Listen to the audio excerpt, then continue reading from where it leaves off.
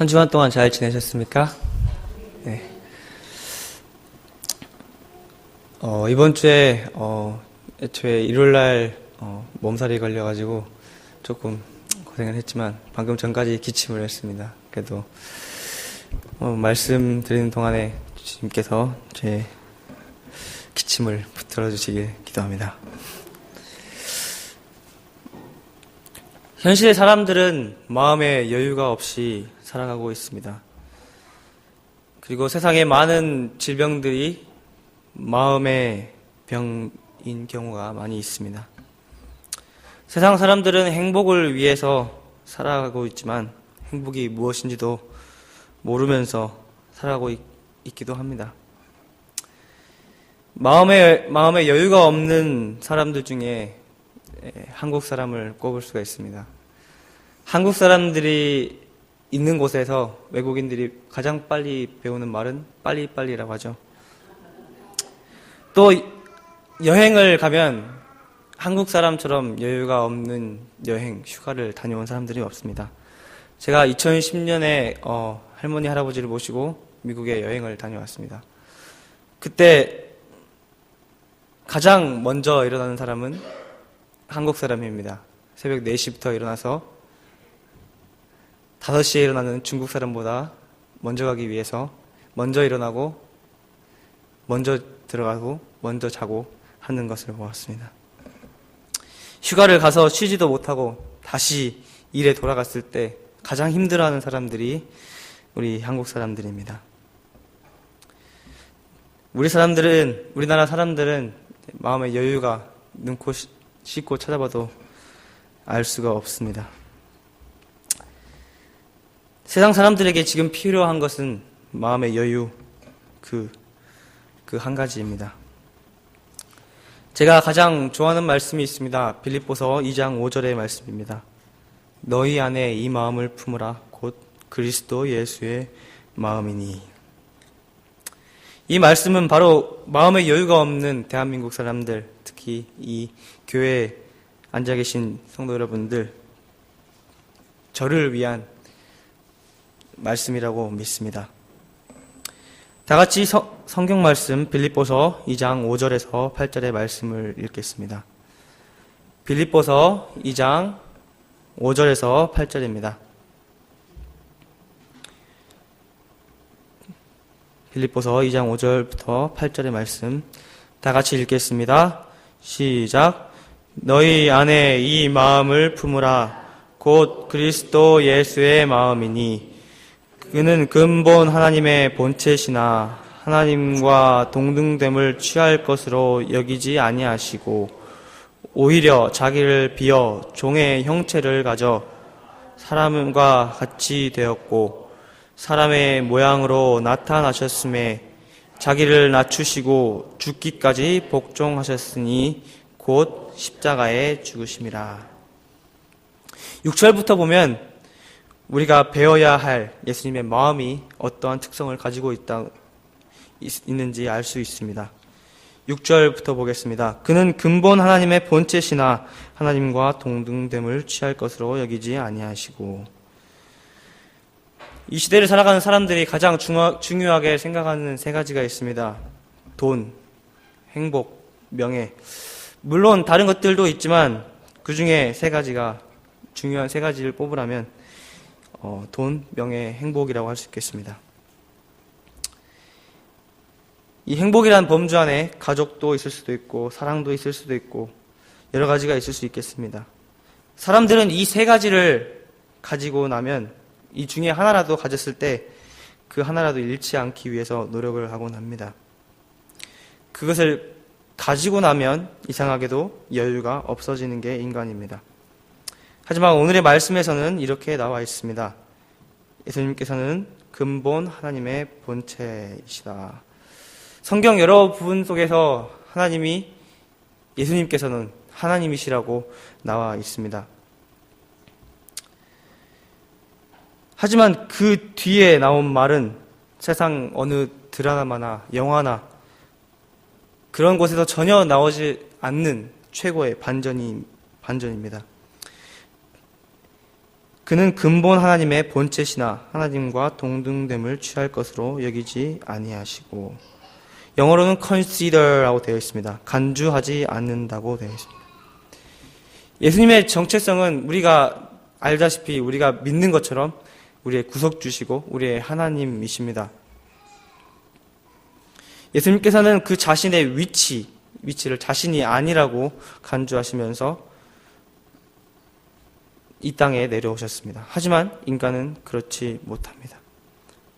자신의 위치나 어떤 노력이라도 인정을 받지 못하면 인정받기 위해서 노력을 해야 하는 것이 인간입니다. 수단과 방법을 가리지 않고 그것을 사수하는 것이 사람입니다.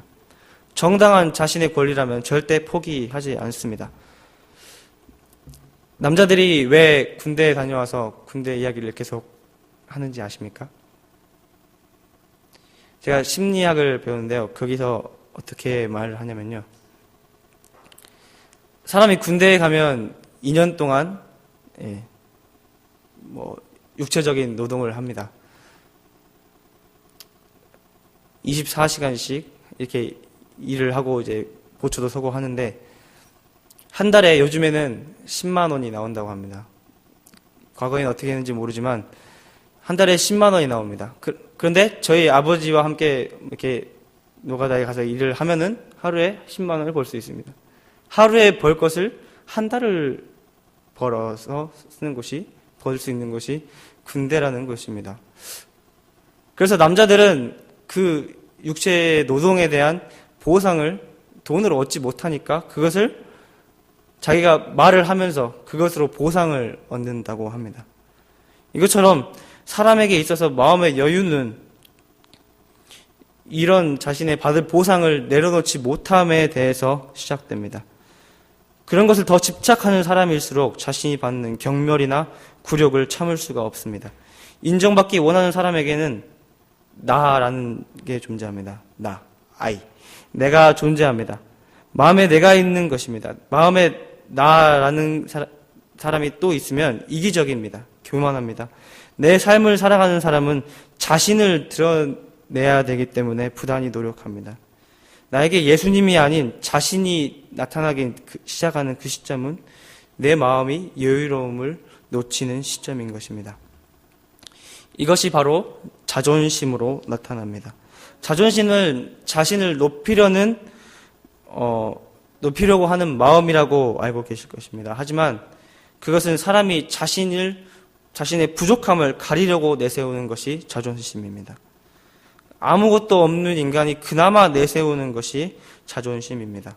결국 우리가 가진 자존심은 우리가 마음에 여유가 없고 겸손이 없음을 드러내는 것이 자존심입니다. 하지만 예수님께서는 6절의 말씀처럼 자신의 위치나 존재의 가치에서 내려오셨습니다. 예수님께서는 자존심을 버리셨습니다. 7절입니다. 7절에는 오히려 자기를 비워 종의 형체를 가져 사람들과 같이 되었다라고 했습니다. 내가 나 자신이 아닌 것은 정말 어렵습니다. 예수님께서는 저 하늘의 자리, 명예를 버리셨습니다. 뿐만 아니라 종의 형체를 가졌습니다. 누구도 종이 되고자 하는 사람은 없지만 예수님께서는 하늘에서 이 땅에 오시고 뿐만 아니라 종의 형체를 가지셨습니다. 겸손 이상의 겸손이셨습니다. 왕궁도 아니고 마구간에서 태어나셨습니다. 예수님께서는 마음을 비우시고 겸손히 사람들이 가장 싫어하는 종의 형체를 가지셨고 또 가장 불쌍하게 세상을 사셨습니다. 세상의 가치에는 많음과 높음에 있습니다. 돈도 많아야 좋고 자리도 높아야 좋습니다. 하지만 그리스도인의 가치는 그렇지 않습니다. 나를 비우는 것이고 낮아지는 것입니다. 나를 비우는 이 그리스도인의 가치는 사람들이 보기에 초라해 보일 수 있습니다. 자신을 비우고 낮아지는 가치를 이해하기는 참으로 어려운 것인데요. 얼마 전에 야왕이라는 드라마가 끝이 났습니다. 그 드라마에서는 한 여인이 판자촌에서 대통령 영부인까지 되려고 노력하는 사람이 나옵니다. 그 사람은 남을 죽이고 헐뜯고 협박하면서 그 자리까지 올라가는 드라마의 내용이었는데요. 그 사람은 언제나 자신이 저지른 그 죄에 대해서 복수를 하려고 하는 사람들이 계속 쫓아왔기 때문에 불안에 떨며 살고 있었습니다. 사실 비운다는 것은 어쩌면 더 쉬운 길인지도 모릅니다. 낮아진다는 것은 오히려 더 어렵지만 어떻게 보면 쉬운 길일 수 있습니다. 욕심이 잉태한 즉 죄를 낳고 죄가 죄의 삭슨 사망이라고 했던 바울의 말처럼 우리가 더 높아지고자 하는 그런 욕구는 나 자신이 내 안에 존재하는 그것이 바로 죄라는 것을 말씀해 주고 있습니다. 우리가 낮아지고 우리가 자신을 비우는 것은 회개라고 생각하게 되었습니다. 죄에서 완전히 돌아서고 나 자신을 비우고 낮추는 그것 곧 예수 그리스도의 마음에서 배울 수 있는 교훈인 것 같습니다. 8절 보시겠습니다. 8절에 보면 사람의 모양으로 나타나셨음에 자기를 낮추시고 죽기까지 복종하셨으니 곧 십자가에 죽으심이라. 나를 부인하는 것은 사실 정말 어렵습니다. 그리고 나를 더 낮추어서 종의 형체까지 만드는 것은 더욱 어렵습니다. 하지만 우리가 죽기까지 복종한다는 것은 두말할 것 없이 더 어렵습니다. 예수님께서는 사람의 모양으로 종의 형체를 취하시며 낮은 자리에 오신 것에 이어서 죽기까지 순종하셨습니다. 바로 십자가에 돌아가신 것인데요. 여기서 배울 것은 바로 순종입니다. 사람이 순종을 하려면 자기 마음을 비우는 편이 더 좋다고 합니다. 하지만 우리의 마음이 자존심이 있는데 순종을 하기란 정말 어렵고 더 부담스럽게 하며 더 여유롭지 못하게 합니다. 이런 사람들이 바로 예수님이 이 땅에 오셨을 때 이스라엘 백성들의 상태였습니다. 다 같이 마태복음 22장 35절에서 40절의 말씀을 읽도록 하겠습니다. 마태복음 22장 35절에서 40절입니다.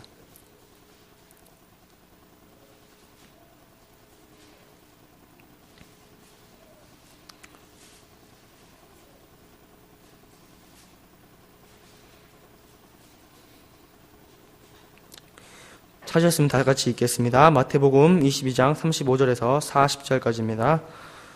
시작.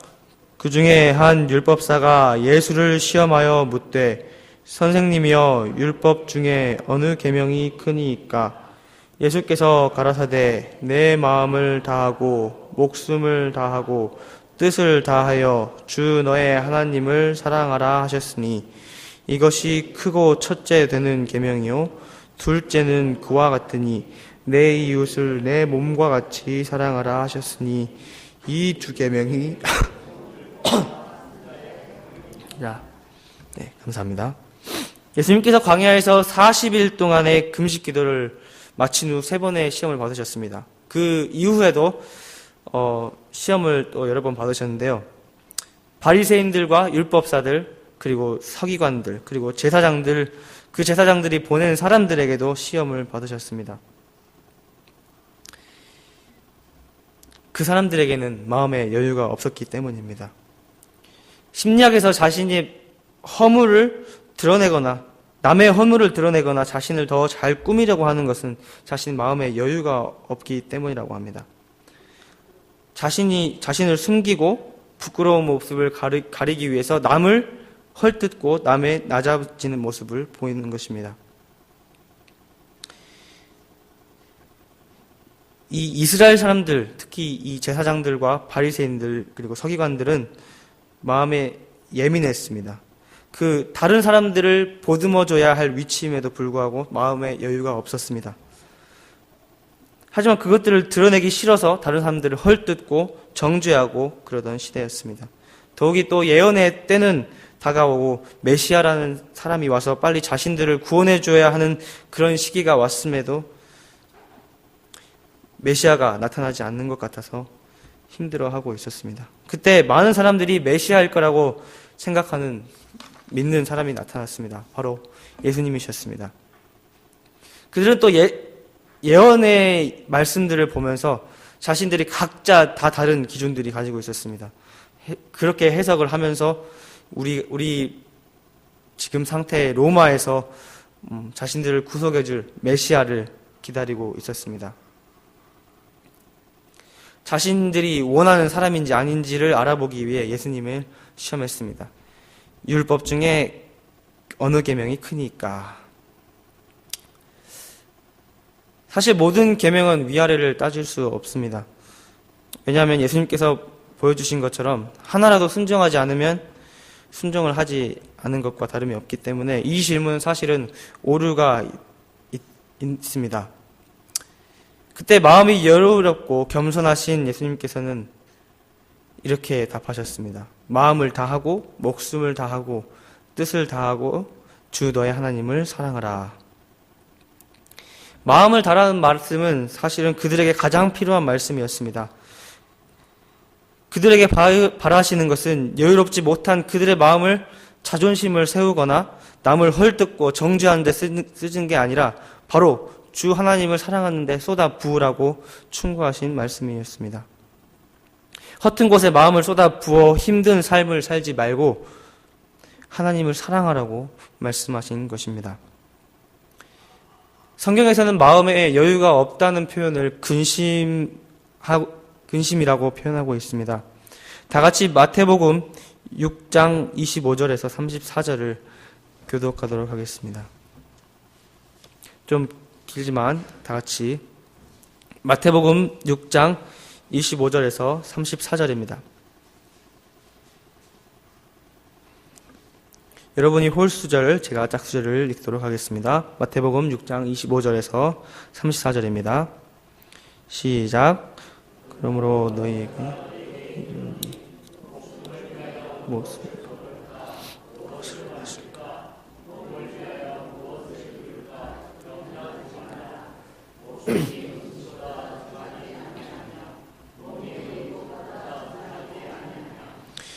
26절 공중의 새를 보라 심지도 않고 거두지도 않고 창고에 모아 들이지도 아니하되 너희 천부께서 기르시나니 너희는 이것들보다 귀하지 아니하냐.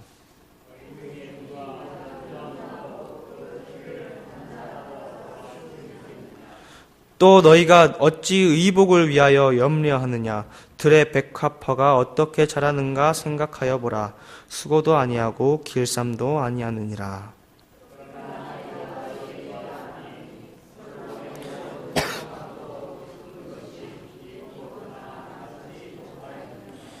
오늘 있다가 내일 아궁이에 던지는 들풀도 하나님이 이렇게 입히시거늘 하물며 너희일까 보냐.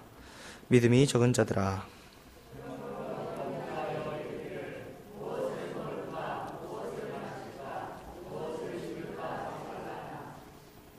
이는 다 이방인들이 구하는 것이라. 너희 천부께서 이 모든 것이 너희에게 있어야 할 줄을 아시느니라.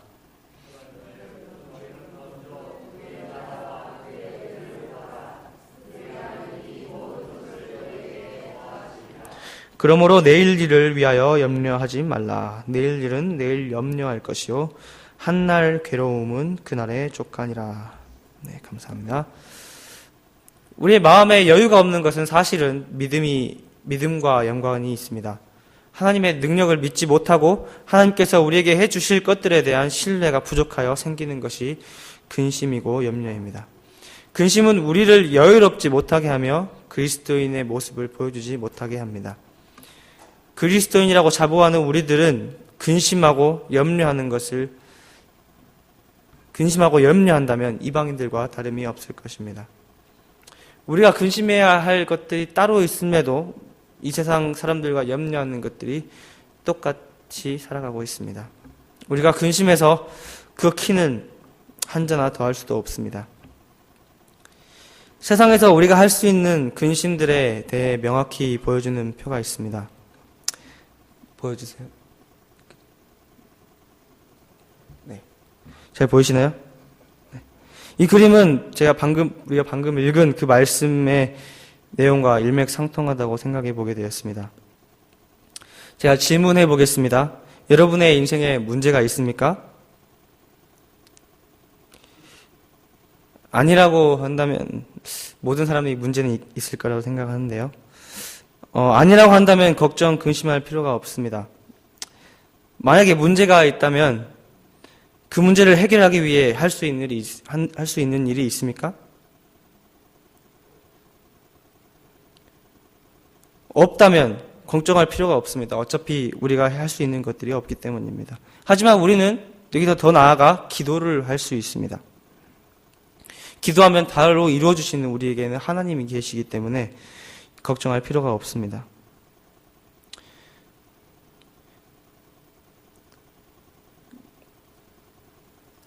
만약에 방금의 질문에 예라고 대답하셨으면 왜 걱정하십니까?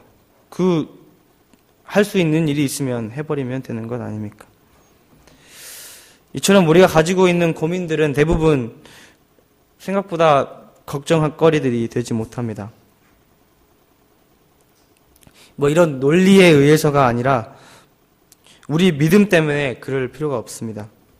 우리에게 닥치는 모든 문제들을 우리가 스스로 해결할 수 있는 것이 아닙니다. 할 수 있더라도 하나님께 맡겨보시기 바랍니다. 그런 모든 고민들을 우리가 스스로 걱정하고 혼자 해결하려고 걱정할 때 우리는 지나가면서 저 꽃들이나 나무들, 새들을 보지 못하고 지나가는 경우가 많습니다. 태초에 하나님께서 우리 인간들을 위해 지어놓으신 많은 것들을 보지도 못하고 누가 저들을 먹이고 저들을 입히고 아름답게 시절을 쫓아 열매를 맺게 하시는지를 생각해 볼 시간이 없습니다. 우리는 우리가 걱정에 빠지고 마음에 여유를 주지 못하면 그렇습니다.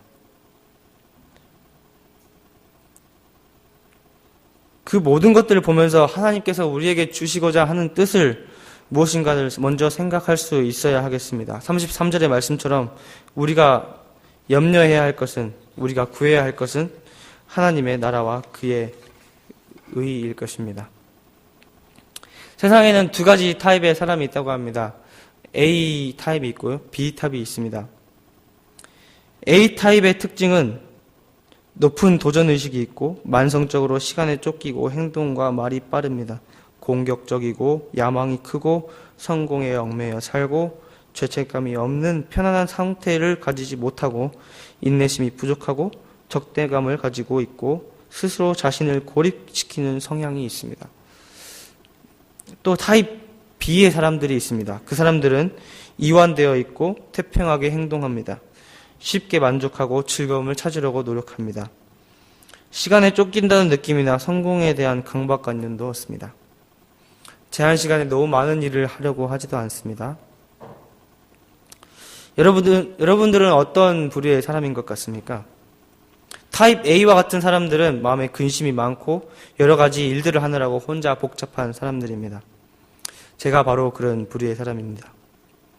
타입 B의 사람들은 그렇지 않습니다. 여유롭고 여러 가지 일들을 한 번에 하려고 노력하지도 않고 자신의 일을 더 쉽게 하는 경향이 있죠.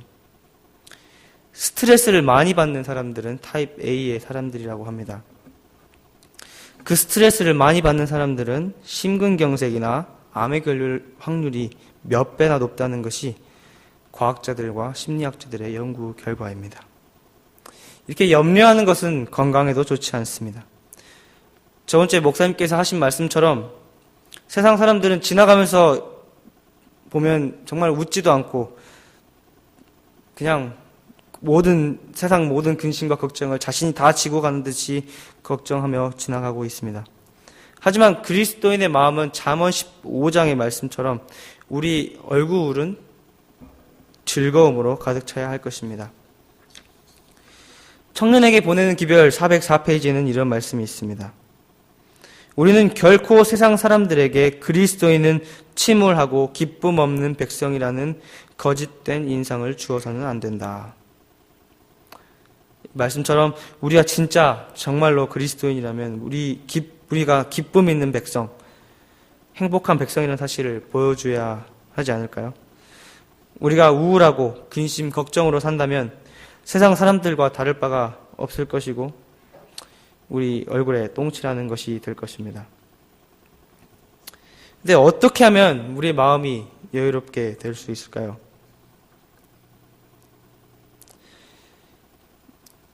골로새서 3장 15절에서 16절의 말씀에 답을 찾은 것 같습니다. 그리스도의 평강이 너희의 마음을 주장하게 하라. 평강을 위하여 너희가 한 몸으로 부르심을 받았나니 또한 너희는 감사하는 자가 되라. 그리스도의 말씀이 너희 속에 풍성히 거하여 모든 지혜로 피차 가르치고 권면하고 시와 찬미와 신령한 노래를 부르며 마음에 감사함으로 하나님을 찬양하고. 우리의 마음이 여유롭지 못하고 바쁘고 힘이 없고 쉼이 없는 그런 삶에서 우리에게 쉼을 줄 수 있는 분은 그리스도 한 분이십니다. 그리스도께서 우리에게 평강을 주장하시면 우리가 감사하는 자가 된다고 말씀하고 있는 것입니다. 우리의 마음이 그리스도의 말씀으로 온전히 풍성히 거하면 우리가 시와 찬미와 신령한 노래를 부르며 마음의 감사함이 넘치게 될 것이라고 말씀하고 계십니다. 그 근원이 오직 예수 그리스도이시라는 것입니다. 여러분의 마음속에는 무엇이 있습니까? 우리 마음에 여유가 있습니까? 방금 읽어드린 청년에게 보내는 기별의 말씀에서 이어서 이렇게 말씀하고 계십니다. 우리의 눈이 예수에게 고정된다면 우리는 자비하신 구주를 볼 것이요 또 그의 얼굴에서 빛을 받게 될 것이다. 주의 영이 주관하시는 곳에는 평화가 깃들어 있다. 그리고 또한 기쁨이 있을 것이니 이는 하나님께 대한 평온하고 거룩한 신뢰가 있기 때문이다. 주의 영께서 우리를 주관하시는 바로 그곳에 평화가 있을 것이라고 말씀하고 계시는 것입니다.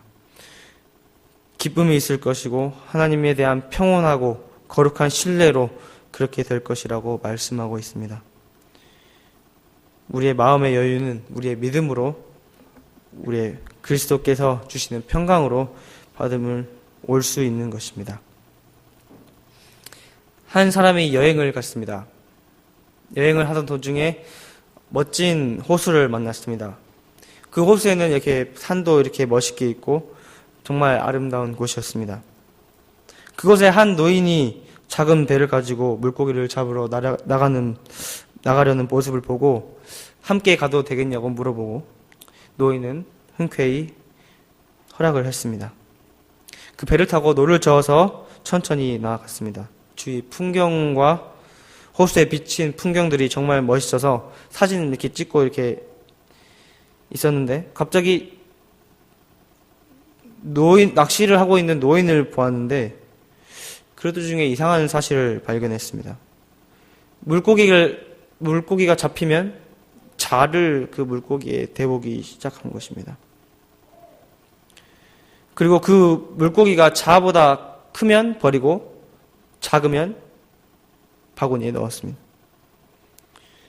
이 사람이 이상하게 생각했습니다. 사실 작은 물고기를 버려주는 것이 도리에 맞는 건데 하면서 생각하다가 이 사람이 무의자연의 마음으로 이제 자기가 필요한 것만 갖다가 쓰는구나 라고 생각하다가 낚시를 마치고 이제 집에 무트로 나왔을 때 너무나도 궁금해서 물어봤습니다. 왜 자에 대보고 크면 버리고 왜 작으면 바구니에 담았습니까? 라고 물어보았더니 노인이 대답했습니다. 뭐라고 대답했을까요? 우리 집에는 이 자만큼의 후라이팬밖에 없습니다. 참 어이가 없고 황당한 이야기가 아닐 수 없습니다. 물고기를 자르거나 더 큰 후라이팬을 사면 될 텐데 아니면 그 물고기를 잡아 팔았을 수도 있는데 왜 굳이 그 큰 물고기를 버릴 수밖에 없었을까요? 이 후라이팬을 마음에 비교해 보게 되었습니다. 우리는 마음이 너무나도 작아 하나님께서 주신 축복을 볼 마음의 여유가 없습니다. 예수님이 여러분에게 기도의 응답을 주셨음에도 불구하고 그게 여러분의 생각과 다르다면 그것이 응답이 아닐 거라고 생각하고 그것을 지나가게 내버려 두지는 않은지 모르겠습니다. 저 노인처럼 우리의 마음이 작은 후라이팬과 같아서 하나님의 큰 뜻을 지닌 큰 물고기는 놓아주면서 나에게 작은 맞는 그런 물고기를 주실 것이라고 믿는 것이 우리 마음은 아닐까 모르겠습니다. 하나님의 뜻을 내 마음과 맞추어 살아가면서 살아가고 있지는 않으십니까? 기도를 우리의 뜻을 하나님의 뜻에 맞추어 살아가고 있는 것이 아닌 하나님의 뜻을 우리의 뜻에 맞추어 살아가고 있지는 않는지 생각해 보아야겠습니다. 우리의 마음에는 여유가 없는 것을 주님께서는 알고 계십니다. 그래서 마태복음 11장 28절에서 30절의 말씀을 우리에게 주셨습니다. 수고하고 무거운 짐진 자들아 다 내게로 오라. 내가 너희를 쉬게 하리라. 나는 마음이 온유하고 겸손하니 나의 멍에를 메고 내게 배우라. 그러면 너희 마음이 쉼을 얻으리니 이는 내 멍에는 쉽고 내 짐은 가벼움이라 하시니라. 마음의 여유가 없는 우리들은 스스로 수고하고 무거워 견디지 못하고 살고 있습니다. 나 자신이 나의 마음속에 들어있는 사람들은 나를 위해 살기 때문에 더 수고하고 무거운 짐을 지고 살아가고 있는 것입니다. 그런 우리들에게 다 내게로 오라 너희를 쉬게 하리라 하고 말씀하십니다. 우리가 마음의 염려가 우리의 짐을 지고 우리는 무겁게 이 길을 가고 있습니다. 죄의 짐이고 욕심의 짐이고 사망의 짐입니다. 하지만 예수님께서는 겸손의 짐, 겸손의 멍에를 지셨습니다. 처음 말씀드린 것처럼 겸손과 낮아짐, 비움의 멍에를 지신 것입니다. 주님께서 지신 그 멍에는 더 쉽고 가벼웠습니다. 그 짐을 지는 것이 상당히 사실 어렵지만 이상하게도 우리 마음의 세상 것들이 채워지면 채워질수록 높아지고 더 행복할 것이라고 생각하지만 더 소유하면 소유할수록 등에 짊어질 것은 더 많아지고 높아지면 높아질수록 떨어질 것이 더 많은 것입니다. 이 세상에서 자신을 비우고 낮추면서 살아가는 일이 세상 사람들이 보기에는 더 추하고 불쌍해 보이고 동정해야 할 대상들이지만 오히려 우리가 동정해야 할 사람들은 높아지려고 하고 더 많은 것을 가지려고 노력하는 사람들일 것입니다. 우리가 져야 할 멍에는 예수님께서 주신 겸손의 멍에이고 온유함의 멍에인 것 같습니다. 사실 제가 이번 일요일날 말씀드린 것처럼 너무 아팠습니다. 그래서 계속 재채기가 나오고 머리도 아프고 이게 입술에 진 것도 나고 해서 너무 감기 몸살이 와서 힘들었습니다. 제 마음에 여유가 하나도 없었습니다. 다음 주에 또 중간고사고 또 할 것도 태산일처럼 많은데 제 자신이 지금 왜 아픈지 모르고 왜 너무 힘이 들었습니다. 그때 갑자기 말씀이 생각났습니다. 저번 주에 청년들과 함께 나눈 말씀인데요. 고로새서 3장 16절의 말씀이었습니다. 그리스도의 말씀이 너희 속에 풍성히 거하여 모든 지혜로 피차 가르치며 권면하고 시와 찬미와 신령한 노래를 부르며 마음의 감사함으로 하나님을 찬양하고. 사실 우리 마음속에 여유와 평강을 가지기 위해서는 오직 한 가지 방법밖에 없습니다. 한마디로 우리 자신을 내려놓는 것입니다. 내 마음에 내가 있으면 나를 위해 살아야 되고 아무것도 없는 나를 더 높이기 위해 일을 해야 되기 때문에 더 힘들고 더 어려운 삶입니다. 여유가 없게 되는 것입니다. 하지만 나는 없고 오직 예수 그리스도만이 내 마음에 사는 그것이면 우리는 평안을 가지고 살아갈 수 있을 것입니다. 예수님은 우리의 모본이 되십니다. 저 하늘에서 이 땅에 내려오시고 또 내려오신 것도 모자라서 종의 형체를 가지시고 종의 형체에서도 또 십자가에 달려 돌아가셨습니다. 우리는 그 마음의 겸손을 배우면서 살았으면 좋겠습니다. 이 말씀은 제가 이미 겸손하고 순종적인 사람이라는 것이 아니라 저도 제가 가장 좋아하는 말씀인 만큼 그 말씀을 더 저한테 묵상하며 더 그런 예수님의 마음을 배우기를 바라면서 고백의 말씀이었습니다. 더욱 예수님의 모범의 삶을 배우기를 간절히 기도하고 바랍니다. 다시 한번 주님의 말씀을, 주님의 마음을 품기를 간절히 원하면서 말씀을 마치겠습니다. 너희 안에 이 마음을 품으라 곧 그리스도 예수의 마음이니.